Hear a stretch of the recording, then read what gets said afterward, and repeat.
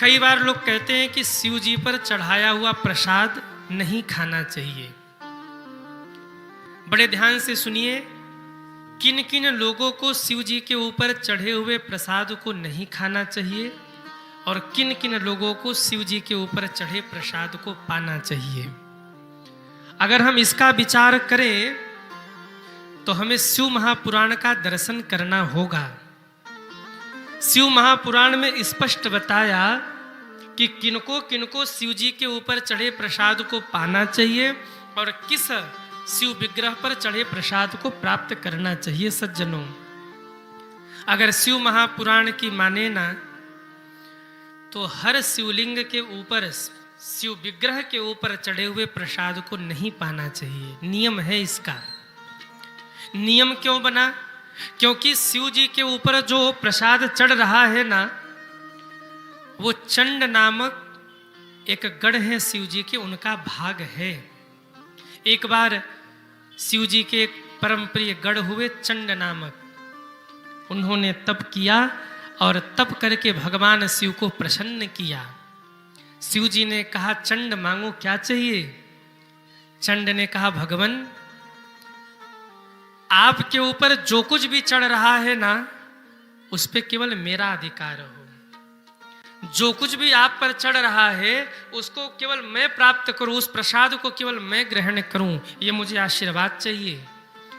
शंकर जी ने कहा, ये तो असंभव है, क्योंकि ब्रह्मा आदि देवता भी मेरे ऊपर चढ़े प्रसाद को ग्रहण करते हैं। अगर सारा भाग तुम्हें ही मिल जाएगा तो फिर और भक्तों का क्या होगा? चंड ने कहा, भगवान पर मुझे तो यही वरदान चाहिए कि आपके ऊपर जो प्रसाद चढ़े वो प्रसाद केवल मैं प्राप्त करूं, उस प्रसाद का कोई भी अधिकारी न हो। शिव जी ने कहा, चंड तुमने तप किया है इसलिए मैं तुम्हें वरदान तो दूंगा, लेकिन मैं थोड़ा सा संशोधन कर रहा हूं। हर शिव विग्रह पर चढ़े प्रसाद पर तुम्हारा अधिकार नहीं होगा, केवल एक विग्रह पे तुम्हारा अधिकार होगा, जिसे टंकेश्वर शिवलिंग कहा जाएगा। टंकेश्वर शिवलिंग का मतलब, जिसको किसी दुकानदार ने, किसी मूर्तिकार ने किसी शिला से, पत्थर से शिवलिंग को गढ़ा हो, तैयार किया हो, उस शिवलिंग को टंकेश्वर शिवलिंग कहा जाता है। हे चंड, ऐसे शिवलिंग पर तुम्हारा जो भी चढ़ जाएगा प्रसाद, उस पर तुम्हारा अधिकार होगा। बाकी 12 ज्योतिर्लिंग जो है उस पर तुम्हारा भाग नहीं है, वो भक्तों के लिए है। 12 ज्योतिर्लिंग में एक पत्र, पुष्प या कुछ भी चढ़ जाए वो भक्तों के लिए होता है, भक्त उसे प्राप्त कर सकते हैं। स्वयंभू शिवलिंग जो स्वयं से महादेव प्रकट हुए हैं, ऐसे शिव जी के ऊपर चढ़े हुए प्रसाद को हर कोई प्राप्त कर सकता है। नर्मदेश्वर शिवलिंग, नर्मदेश्वर शिवलिंग, इसके ऊपर जो भी प्रसाद चढ़े वो हर कोई लेकर प्राप्त कर सकता, कोई दोष नहीं है। मैं तो, जो मुझसे पूछता है कि हम कैसे शिवलिंग की स्थापना करें, तो हमको कहते हैं कि आप नर्मदेश्वर शिवलिंग की स्थापना करिए। आप लोग आश्रम पर गए हैं, वहाँ जो शिवजी विराजमान है, काशी आश्रम पर हमारे, एक हमारी जन्मभूमि राजापुर में, काशी जी में एक आश्रम का निर्माण हो रहा, वहाँ शिवजी स्थापित हुए। नर्मदेश्वर शिवलिंग है। क्यों? नर्मदेश्वर शिवलिंग की ऐसी महिमा है, ये बड़े दयालु होते हैं। ये इतने दयालु होते हैं कि कभी अपने भक्त से कोई अपराध भी बन जाए ना तो हंस के क्षमा कर देते, मेरा ही बेटा है, जाने दो। तो नर्मदेश्वर शिवलिंग ये बड़े दयालु हैं। नर्मदेश्वर शिवलिंग के ऊपर चढ़े हुए प्रसाद पर भक्तों का अधिकार, हर कोई उसे प्राप्त कर सकता है। रत्न से बड़े शिवलिंग, जो रत्न से शिवलिंग बने हैं, मणि माणिक्य से बने हों, ऐसे जिसमें महाराज अष्टधातु लगे हो या तमाम ऐसे रत्न लगे हों, उस पर चढ़े हुए प्रसाद को कोई भी प्राप्त कर सकता है। सोने से बने शिवलिंग पर चढ़े प्रसाद को कोई भी प्राप्त कर सकता है। धातु से बने शिवलिंग को सब लोग पूज सकते हैं और सब उस पर चढ़े प्रसाद का अधिकार सब पर होता, प्रसाद पर अधिकार सबका होता है। पर जो टंकेश्वर शिवलिंग है, टंकेश्वर शिवलिंग यानी दुकानदार ने जिस शिव विग्रह का निर्माण किया है, शिवलिंग को अपने छेनी से हथौड़ी से काट काट के उसे आकृति दी है और शिवलिंग बनाकर तैयार किया है, उस पर सबका अधिकार नहीं है। शंकर जी ऐसा कहते कहते रुक गए और फिर रुक करके सोचने लगे कि भाई ये तो शिव भक्तों के साथ गलत हो जाएगा। अगर टंकेश्वर शिवलिंग के ऊपर केवल चंड का ही अधिकार होगा तो बहुत सारे भक्त इस प्रसाद से वंचित रह जाएंगे। तब भगवान ने फिर संशोधन किया और भगवान ने कहा, हे चंड, मैं तुम्हें अधिकार तो दे रहा हूं, पर ये अधिकार के बाद शिव भक्तों के लिए नहीं होगा। जो शिव के भक्त होंगे, जो दिन रात महादेव महादेव करते होंगे, जो शिव को अपना सर्वस्व मानते होंगे, ऐसे लोग टंकेश्वर शिवलिंग पर चढ़े हुए प्रसाद को भी स्वीकार कर सकते, उनको दोष नहीं लगेगा।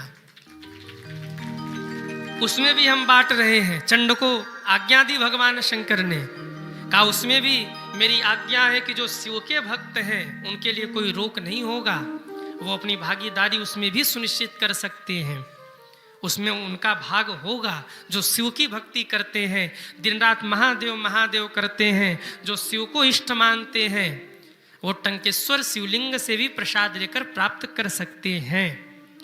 या तो अगर आपके मन में भ्रम हो तो आप ये कर सकते हैं कि कोई अगर टंकेश्वर शिव मंदिर आपको दिखे, वहाँ की प्रसादी आपको चाहिए, तो आप अपने से मत लीजिए।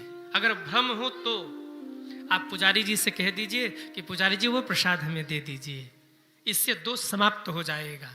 बाकी 12 ज्योतिर्लिंग हो, नर्मदेश्वर महादेव हो, स्वयंभू शिवलिंग हो, ऐसे शिवलिंग पर चढ़ा हुआ प्रसाद आप बिना किसी संकोच के पा सकते हैं, उसमें कोई दोष नहीं है, उस पर सभी भक्तों का अधिकार है। शिव जी के प्रसाद पर सभी भक्तों का अधिकार है। शिव महापुराण में ऐसा वर्णन आया है कि शिव जी के ऊपर जो प्रसाद चढ़ जाता है, उस प्रसाद के दर्शन मात्र से ही जीव के जीवन के पाप दूर भाग जाते हैं। शिव जी के श्रृंगार का जो दर्शन कर ले, शिव जी का श्रृंगार हो रहा हो और जो शिव श्रृंगार का दर्शन कर ले, उसके जीवन के सारे पाप उसे छोड़ छोड़ के भाग जाते हैं। वहां महाकाल में, उज्जैन में आप लोग गए कि नहीं? कितने लोग गए उज्जैन? वाह, बोलिए महाकाल भगवान की। श्रृंगार में कितनी भीड़ होती है। काशी विश्वनाथ जी में आप देखिए, कई बार हमने भी काशी विश्वनाथ जी के श्रृंगार का दर्शन भोल में किया, बड़ा आनंद होता है। क्या पुजारी जी वो अद्भुत श्रृंगार करते हैं, माला चढ़ाया, उठा के फेंका, फिर दूसरी माला चढ़ाई, खूब बढ़िया से वो चंदन लगा रहे, सफेद चंदन, पीला चंदन, और वो कटोरे में भरकर रोली, दूध, दही, आनंद हो जाता है। और सब कुछ करने के बाद एक मखमली वो रुमाल लेके शंकर जी को पोंछ दिया जाता है और फिर बढ़िया वो सुंदर सुंदर पुष्पों से बने हार शिव जी के ऊपर स्थापित करके समी बेलपत्र आदि अर्पित करके फिर तिलक लगाया जाता है और एक सुंदर सा पटका उड़ा दिया जाता है और उस झांकी को देख करके तो मन वैसे ही मोहित हो जाता है। जब शंकर जी को वो पटका उड़ाया जाए ना, तब की झांकी बड़ी अद्भुत होती है। ऐसा लगता है घर का कोई बड़ा बुजुर्ग, जैसे दादा हो, पर बाबा हो, और वो अपने बच्चों की रक्षा के लिए वो फेटा बांध कर बैठे हो कि हम हैं तुम्हारे रक्षा के लिए। वो दर्शन करके ऐसा भाव प्रकट होता है, ऐसा लगता है घर का कोई मुखिया हमारी रक्षा के लिए बैठा हो पटका बांध के। इतना अद्भुत लगता है जब काशी विश्वनाथ जी में बाबा का श्रृंगार होता है। वो घंटे की ध्वनि, वो शंख ध्वनि, वो डमरू की ध्वनि, वो डिम डिम घोष, पूरा प्रांगण गूंज जाता है जब बाबा का अभिषेक होने लगता है। एक तरफ मंत्रोच्चार हो रहा है, दिवे जलाए जा रहे हैं, डमरू बजाने वाले डमरू बजा रहे हैं, शंखनाद हो रहा है, भक्त जय जयकार कर रहे हैं। और पुजारी जी भी बड़े अद्भुत होते हैं शंकर जी के। वो जब श्रृंगार करे तो वाह, एक धोती लपेट कर ऐसा लगता है शिवगण ही मानो महादेव का श्रृंगार कर रहे हो। बोलिए विश्वनाथ महादेव की जय। कितने लोगों ने शंकर जी के श्रृंगार का और आरती का दर्शन किया? विश्वनाथ भगवान के, काशी विश्वनाथ के नहीं किया? 2-3 लोगों ने किया। वाह, कभी मौका मिले तो काशी जी जाइए और वहाँ बाबा विश्वनाथ के भोर की आरती और श्रृंगार का दर्शन करिए, बड़ा अद्भुत। महाकाल तो आप सब जाते ही होंगे, दर्शन करते होंगे, पर काशी विश्वनाथ भी कभी जाकर श्रृंगार दर्शन करिए, क्या अद्भुत है। काशी भोले के नगरिया निहाल बाए, बड़ा बेमिसाल बायना। गाएंगे नहीं, एक आध दिन फिर कभी बीच में समय मिला तो आपको सुना देंगे, पर आज नहीं। अरे तीरे तीरे बनल घाट, भोजपुरी समझते हैं आप लोग? भोजपुरी थोड़ी थोड़ी, ये पूरा। अब तुम लोग मत खींचो भाई, ये लोगों में खींच रहे कि गा ही दो महाराज, पर ऐसा नहीं होने वाला आज, केवल गुनगुना लेते हैं। तीरे तीरे बनल घाट, जहां पंडा जन के ठाट। ये जो हम गा रहे हैं इसे हमारे यहाँ कजरी कहा जाता है। कजरी, कजरी समझ रहे हैं ना आप लोग? हमारे यहाँ सावन में माताएं कजरी गाती हैं। अरे तीरे तीरे बनल घाट, जहां पंडा जन के ठाट, जहां पंडा जन के ठाट, जहां पंडा जन के ठाट। भक्त बोलत बम बजावत जहां गाल बाय, अरे बड़ा बेमिसाल बायना। काशी गंगा, काशी भोले की नगरिया, जहां गंगा के लहरिया, जहां गंगा के लहरिया, जहां गंगा के लहरिया। और चंदन रोरी लगल सबके तिलक भाल बाय, बड़ा बेमिसाल बाय। बोलिए शंकर भगवान की। तो शिव जी के प्रसाद को हर कोई प्राप्त कर सकता है। जो शिव भक्त है वो टंकेश्वर शिवलिंग के ऊपर का भी प्रसाद प्राप्त कर सकता है। अगर मन में भ्रांति हो तो आप लोग पुजारी जी से मांगकर पा लीजिए, उसमें कोई दोष नहीं लगने वाला। पर एक बात सदैव याद रखिए, प्रसाद कभी अकेले मत खा जाना। कई लोग होते हैं बढ़िया वाला प्रसाद हो ना तो धीरे से दबा लेते हैं, और केवल रामदाना हो तो कहते तुम भी लो, तुम भी लो। का है प्रसाद, प्रसाद, और पूरा दे देंगे, कागदाना उठा लेंगे, शुगर न हो जाए। और कहीं बढ़िया वो मेवा पकवान हो गया तो धीरे से दबा लेंगे, हम ही खाएंगे। हाँ, कितने लोग घर में ऐसा करते हैं? हाथ उठाओ। अरे मत उठाना हाथ, बदनामी हो जाएगी। पर करते तो सभी हैं। थोड़ा बढ़िया वाला प्रसाद खींच कर रख लेते, बोले ये हमारे लिए है। सबकी छोड़ो, हम खुद ही करते हैं।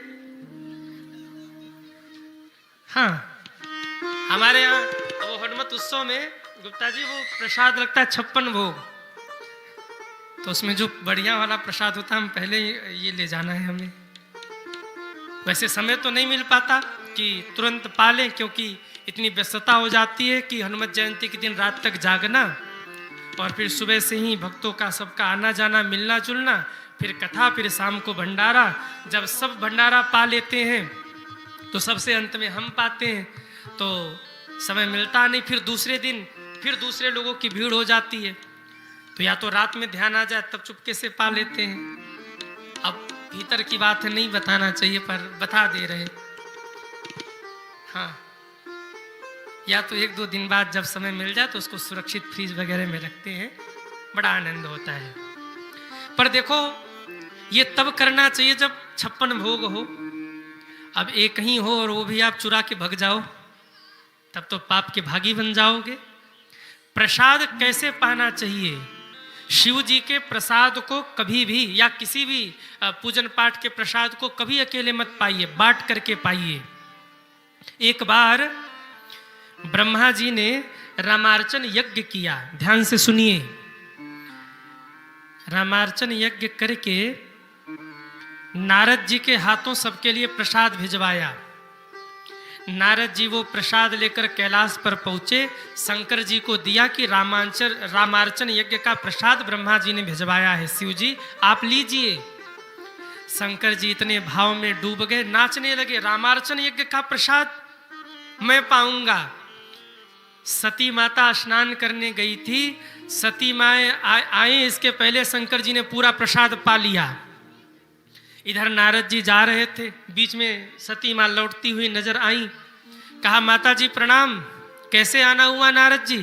कहा वो रामार्चन यज्ञ का प्रसाद हमने कैलाश पर दे दिया है माता जी, शंकर जी के पास है, आप भी पा लेना। माता जी दौड़ी आई, बोले बाबा प्रसाद प्रसाद। शंकर जी ने कहा देवी क्षमा करो, खा गए हम। बोले अकेले? बोले हमसे रहा नहीं गया, रामार्चन यज्ञ का प्रसाद मुझसे रहा नहीं गया, मैं सब खा गया, तुम्हारे लिए तो बचा ही नहीं। रामार्चन यज्ञ का प्रसाद मुझे नहीं मिला। ग्रंथों में वर्णन है सती माँ को इतना क्रोध आया कि सती माँ ने गुस्से में आकर श्राप दिया, आज से जो भी प्रसाद बिना बाटे खा लेगा वो अगले जन्म में कुत्ता बन जाएगा। ये मनगढ़ंत कहानी नहीं बता रहा हूं, मेरी व्यासपीठ से मैं जो भी बोलूंगा शास्त्र सम्मत ही बोलूंगा। सती माँ गुस्से में आके बोली आज से वो कुत्ता बनेगा। शंकर जी बोले देवी ये क्या कह रहे? बोले हाँ, आज से जो भी प्रसाद बिना बाटे खाएगा वो कुत्ता बन जाएगा। अब आप ये मत सोचो कि हमने प्रसाद अकेले पाया हो तो हम कुत्ता बन जाएंगे। कुत्ता बनने का मतलब, संत हुए भक्तमाली जी, उनसे एक बार किसी ने प्रश्न किया कि ग्रंथों में तो ऐसा लिखा है कि प्रसाद बिना बाटे कोई पाले तो वो कुत्ता बन जाता है। भक्तमाली जी बड़े अद्भुत संत हुए, उन्होंने कहा कि देखो हम कौन से अच्छे कर्म कर रहे हैं जो हम राजा महाराजा बनेंगे। कर्म तो ऐसा ही है कि भगवान हमें नाली का कीड़ा बना दे, कुत्ता बना दे, क्या बना दे, कोई भरोसा नहीं। पर हाँ, प्रसाद पाया है तो वो व्यर्थ नहीं जाएगा। वो विनोद में बोले कि प्रसाद अगर पाया है तो श्री भक्तमाली जी विनोद में कहते हैं कि वो व्यर्थ तो नहीं जाएगा। अगर अकेले पा लिया बिना बाटे तो कुत्ता तो बनेगा, पर वीवीआईपी घर का कुत्ता बनेगा। हाँ, एसी में रहेगा, फ्लाइट में घूमेगा, सावर से नहाएगा, 3,500 रुपए पैकेट का बिस्कुट खाएगा, महंगे वाले शैम्पू से नहाएगा, पर बनना तो पड़ेगा कुत्ता ही। पर इसका मतलब ये नहीं कि आप कुत्ता ही बनोगे, आप ये मत लेना, ये तो केवल समझाने के लिए मैंने कह दिया। आप मूल भाव ये जाइए कि प्रसाद कभी अकेले मत खाइए, प्रसाद बांट करके पाइए। थोड़ा प्रसाद आपको मिल गया, आप अगर वहां पा ले रहे तो ठीक है, नहीं कथा से घर गए तो थोड़ा थोड़ा सबको घर में बांट दीजिए। अब आप कहेंगे गुरुजी अगर हम घर में सिंगल ही हैं तो कोई है ही नहीं, मान लो पत्नी गई मायके, बच्चे गए बाहर और हम अकेले कथा सुनने आए हैं, हमको प्रसाद मिला, तब हम क्या करें? अगर पाते हैं तो कुत्ता बनेंगे, तब के लिए दोष नहीं है। कोई न मिले तब के लिए दोष नहीं है, तब तो आपको अकेले ही पाना है। हमारे एक भक्त हैं जो कथा में आते तो ढेर सारा प्रसाद लेके जाते हैं, और जब कथा विश्राम होने वाली हो तो नीचे से ही गमछा फैला के दिखा देते हमको चाहिए। हम समझ जाते इनको प्रसाद चाहिए, तो वो टोकरी भर के ले आए होते हैं प्रसाद। तो हम कहते हैं काम करो, आधा भक्तों में बंटवा दो और आधी टोकरी इनके लिए पैक कर दो। अपने टीम के बच्चों से इशारा कर देते कि इनके लिए पैक करो। अब जैसे ही कथा विश्राम हो तो वो आते हैं, वो झोली फैलाकर प्रसाद लेके जाते, एक टोकरी लेके आधी टोकरी लेके जाते। तो हमने पूछा कि आप करते क्या है? बोले गुरुजी जब भी हम घर जाते हैं ना तो हम ये प्रसाद बंटवाते हैं, और जब प्रसाद बंटवाते हैं तो मोहल्ले वालों को पता लग जाता है कि गुरुजी की कथा में ये गए हुए थे। पूरे मोहल्ले में हम घर घर ये प्रसाद भिजवाते हैं और बिना कहे सबको ये पता लग जाता है कि हाँ गुरुजी से मिलने ये गए थे। बहुत दूर दूर तक वो जाते हैं और महाराज जो प्रसाद लेके जाए घर भर बांटे, गांव भर बांटे, प्रसाद बांटा जाता है। जो बटोरा जाए वो विषाद होता है, और जो बांटा जाए उसी का नाम प्रसाद होता है। इसलिए प्रसाद बांट करके पाइए, प्रसाद अकेले मत पाइए। प्रसाद का मतलब क्या है आपको पता है कि नहीं? कहिए। प्रसाद में 3 शब्द हैं, 3 अक्षर हैं। प्र सा द। प्र यानी परमात्मा का, सा यानी साक्षात, द यानी दर्शन, यानी परमात्मा का साक्षात दर्शन ही प्रसाद कहा जाता है सज्जनों। इसलिए प्रसाद अकेले मत पाइए। अब आप भ्रम में हो गए होंगे कि गुरुजी यहाँ तो हम सबको प्रसाद मिलता है, तो हम क्या बांट बांट के पाए? नहीं, यहाँ आपको प्रसाद क्योंकि बट रहा है वो, तो आपको वो प्रसाद पा लेना है।